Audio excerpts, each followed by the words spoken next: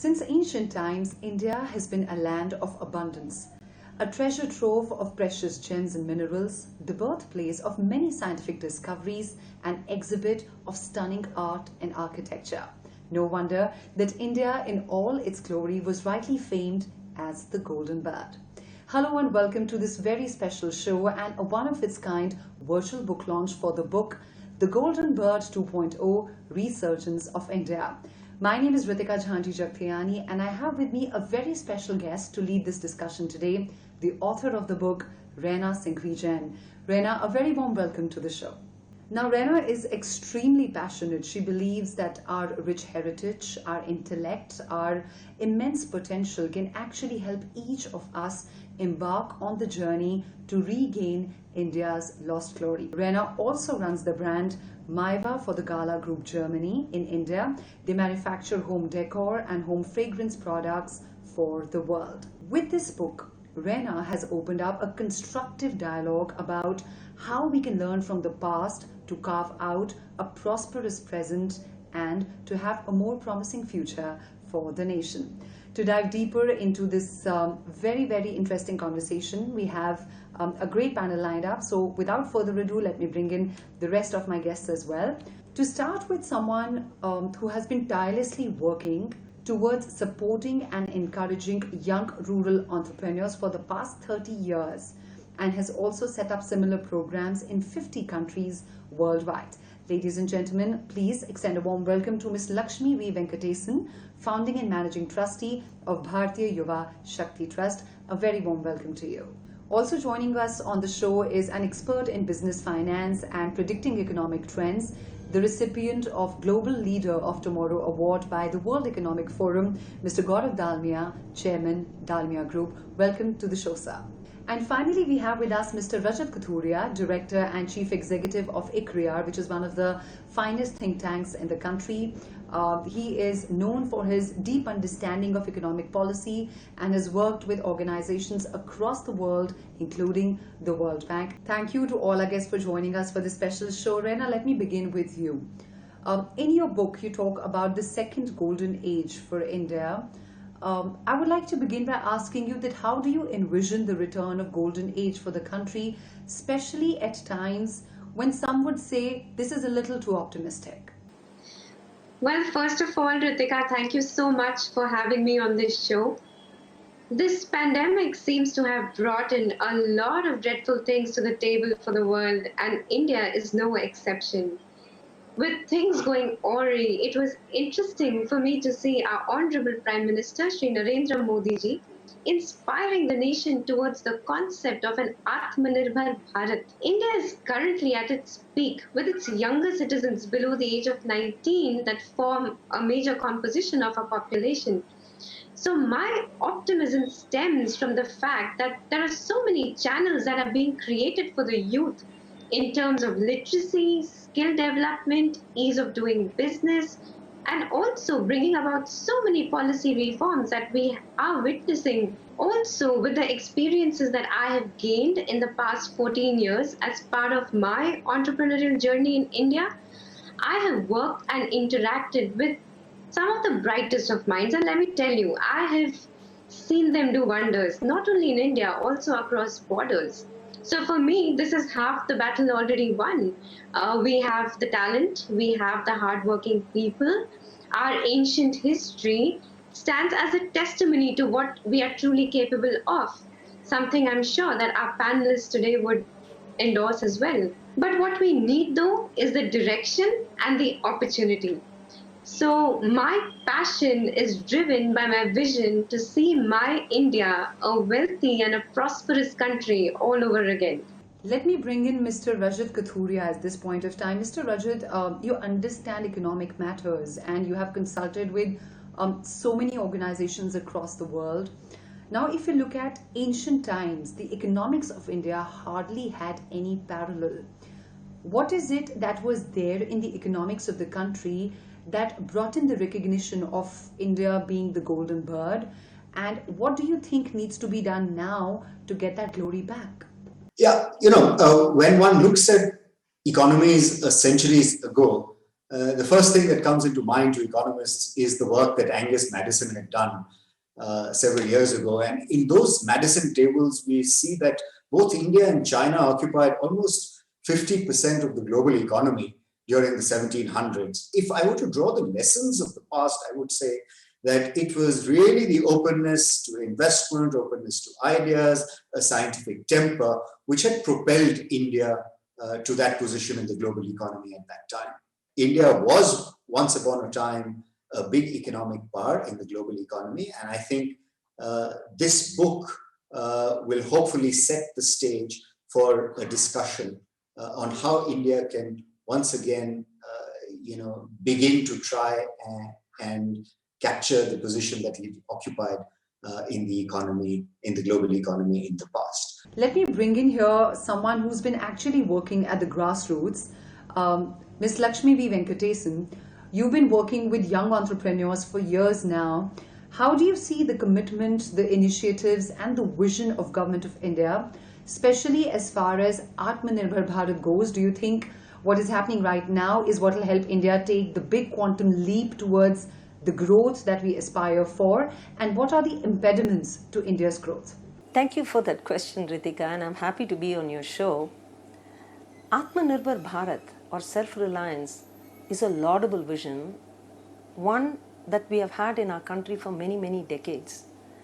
As a matter of fact, on October 2nd, our Prime Minister said that Gandhiji had dreamt of self-reliance and self-empowerment for thousands of Indian villages. In fact, even in the 1950s and 60s, when India did not have the foreign exchange to buy many things, and we literally had not made anything in our country, the small-scale industry movement in Tamil Nadu made an important stride. In a country where even safety pins were being brought in from outside, they started making matchsticks, they started making safety pins, they started making things like eyeglass frames. So the importance of the self-reliance movement has been felt in every now and then in different decades. That is why I am so grateful, because I'm a stakeholder who works with micro entrepreneurs for many, many years, and I'm so grateful that the Atmanirbhar Bharat has been brought forward as an important movement in today's world and as a solution for the 21st century issues. Because we do need a very self-reliant India, particularly for our young people. Mr. Gaurav Dalmia, at this point I would like to come to you. There are a lot of reforms that the government has brought in the last 8 years. What are the kind of reforms that we need in banking and finance sector? Because after all, that is the backbone of any economy. Finance is a lubricant for the economy. If other sectors go up and down, they affect the economy much less. But if the financial sector gets hurt or gets volatile, it hurts the economy a lot more. So it's more important than most other industries. First of all, if you just look at it empirically, real interest rates in India, and real interest rates are defined as interest rates that are prevalent, less inflation. So real interest rates in India are amongst the highest in the world. Now, if we want to be globally competitive, we have to find many ways to reduce this real interest rate. And it is much higher than our emerging market peers. So two ways in which it can be done. One, I think we need larger banks, more consolidated banking system, which will reduce the cost of capital for banks, which will reduce the pro rata overhead for banks and so on and so forth, and which will in turn then lower the cost of funding for corporates. So I would recommend one, consolidation of the banking sector. Second, I would say the bond markets in India are relatively underdeveloped as compared to the total debt book of corporate India. And development of the bond market will mean disintermediation, cutting off cost, and therefore lower cost for corporates. So I would say these are the two big moves that need to be made to make India more competitive in financial terms. I would like to come back to you, Mr. Kathuria. If I was to ask you, in times that are so uncertain because of the COVID crisis all around you, do you think that India can become the golden bird again? What, according to you, are, let's say, the top 3 things that you would recommend to put India on a track of sustainable growth leading to a more Atmanirbhar Bharat? I think we have to revive Indian industry. We have to get Indian industry going so that we can create jobs. And jobs is one of the most important agendas for the Indian economy today.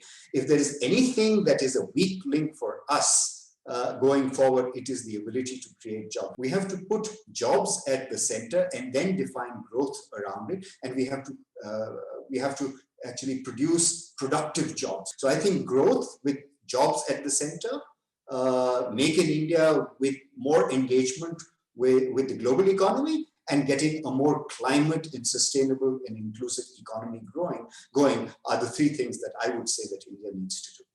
And Mr. Kathuria, in this vision to achieve Atmanirbhar Bharat, let's not forget our MSMEs, because close to 30% of India's workforce is in MSME. So let me go across to Ms. Lakshmi, who works very closely with them. Ms. Lakshmi, this signifies that the focus of Atmanirbhar Bharat needs to be on MSMEs. But according to your experience, what are the areas of unattended reforms and untapped potential, especially in this particular sector? Making MSMEs the central focus of the Atmanirbhar Bharat movement is a very smart one, because MSMEs are the backbone of job creation. In fact, within this sector, 97% of the jobs are created by young people who become micro-entrepreneurs out of necessity.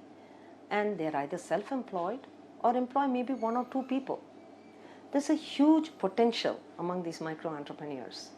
But the challenge is, how do you find them? How do you motivate them? How do you encourage them? And how do you empower them?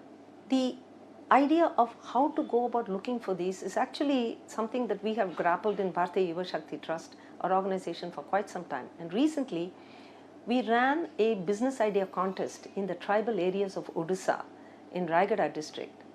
And all we did was we took a van, outfitted it with a loudspeaker, and took some pamphlets and went about promoting entrepreneurship in the villages. And it was amazing and surprising to see that over 700 people had entered from just out of 100 villages. Now, the whole idea is, how do you go about creating and helping these young people once they come up with an idea? They may take the first step, but we have to take the next 10 steps, which means we have to empower them with skills. We definitely have to give them access to financing in a faster and cheaper and a more accessible way, give them access to technology, and also we have to mentor them in order to make dynamic micro-entrepreneurs out of their potential. Really value the insights offered by you, Ms. Lakshmi. It really makes the issue very clear to understand. We'll continue this discussion, but after a short commercial break. You're watching this one-of-its-kind virtual book launch of The Golden Bird 2.0 Resurgence of India. We will be looking at a lot more crucial insights into India's growth trajectory, but after a short break, please stay with us.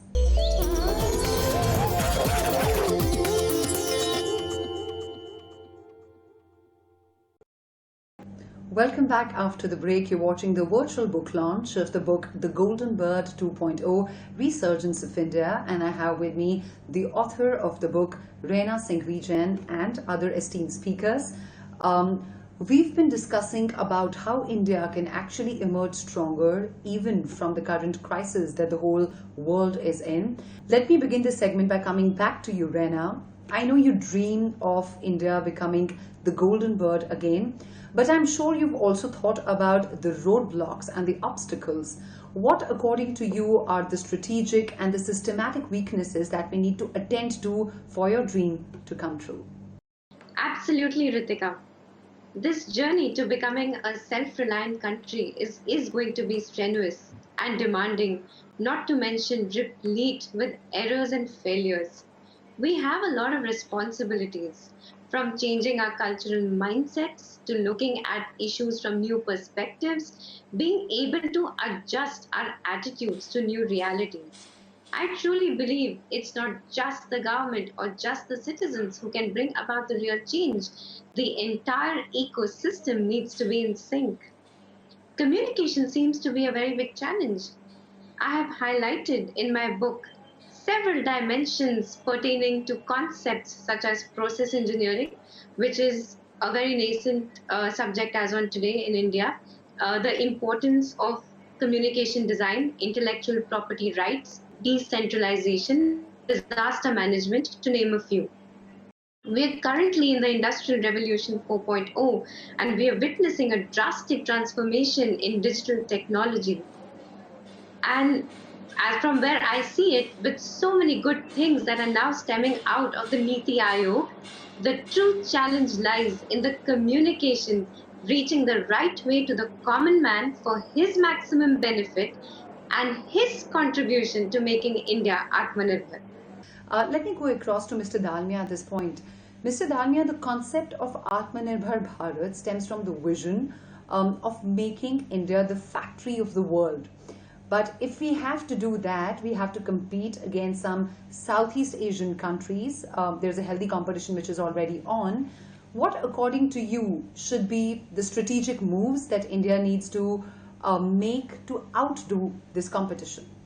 Now, specifically for India, there can be various things that ought to be done, but my view is that the three most important things would be: number one, India needs to be part of more free trade agreements.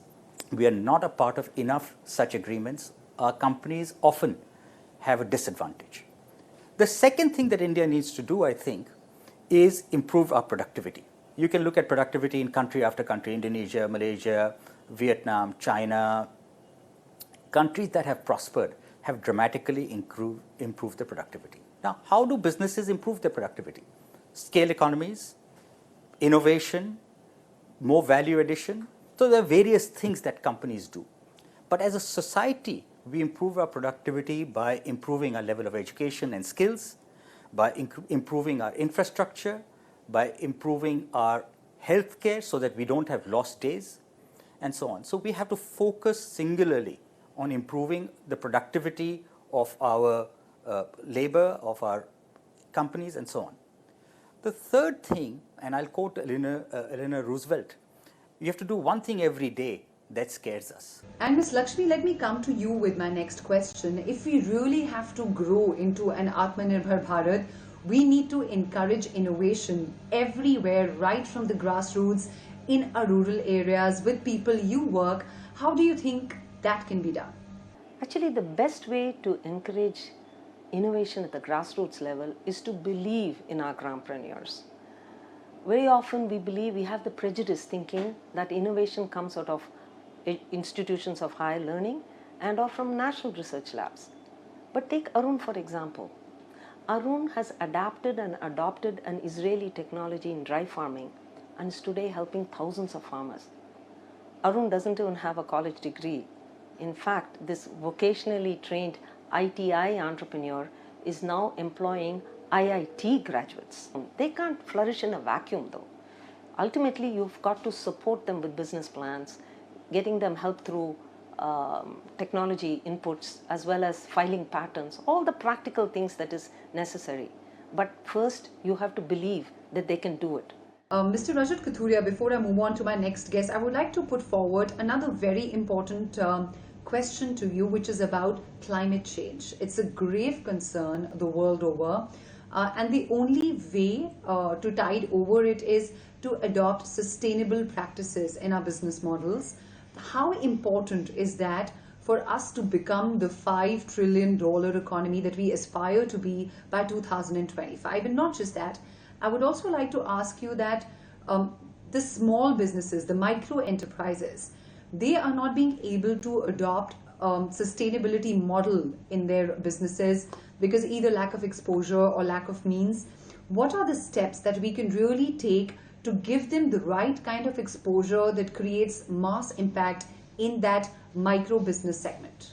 I think COVID, however dark it may sound, I think presents an opportunity for India to restructure and recalibrate its growth model.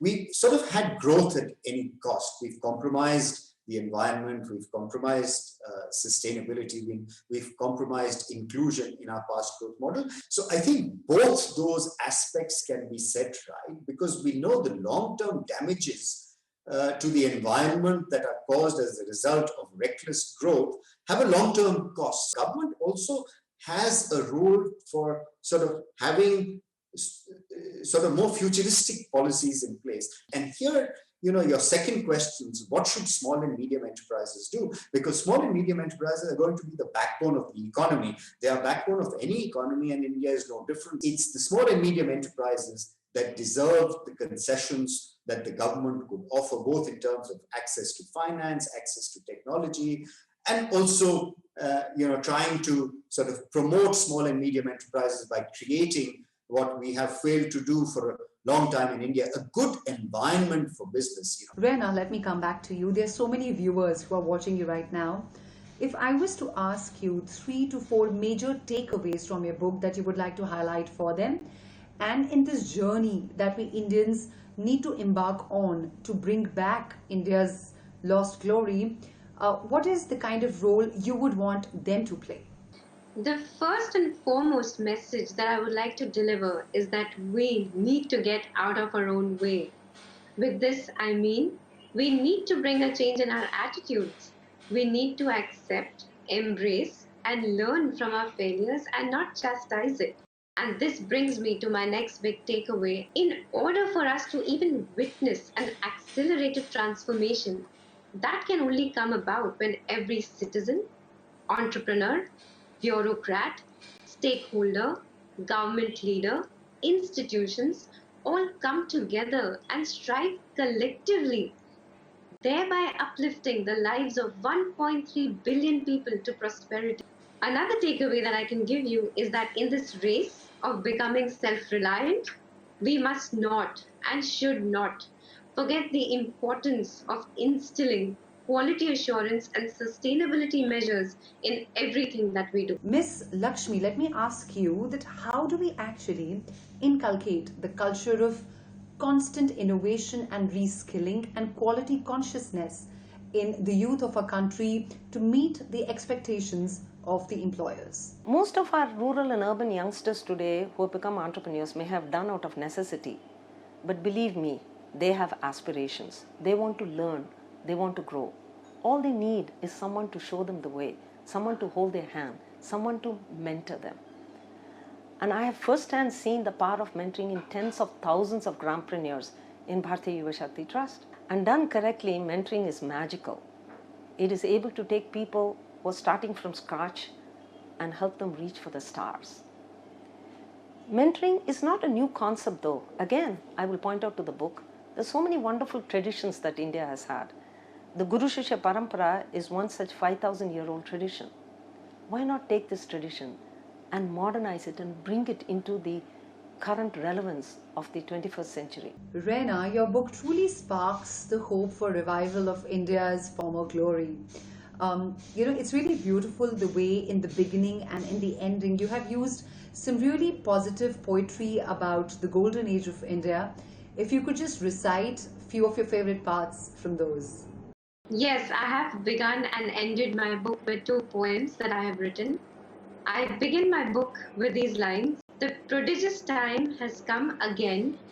Good fortunes we can once more regain. To capture once more what we had lost, no matter the hurdles or the cost. And I've ended my book with these lines. Let our ignited minds be united, use our euphoric past to be guided, and let the resounding voice be heard. We are the golden bird. Very well written and very well recited, Raina. Thank you so much. All the viewers who are keenly interested in the book, I would like to inform them that you can order your copy now from Amazon. And I would like to really thank all our guests for joining us for this very special show and sharing their insights on how we all can work together towards making India more self-reliant. I think, Raina, we really need to thank you for coming up with such an important book in these uncertain, unprecedented times. Your book is nothing short of a call of action for all the citizens to come together and work for a more sustained, a more robust, a more self-reliant, a more Atmanirbhar Bharat, and transform it into the Golden Bird 2.0. And with this, we come to the end of this very special virtual book launch of The Golden Bird 2.0 Resurgence of India. Remember, you can grab your copy now on Amazon. Thank you for watching this very special show. Stay safe, stay healthy, and keep watching Republic TV.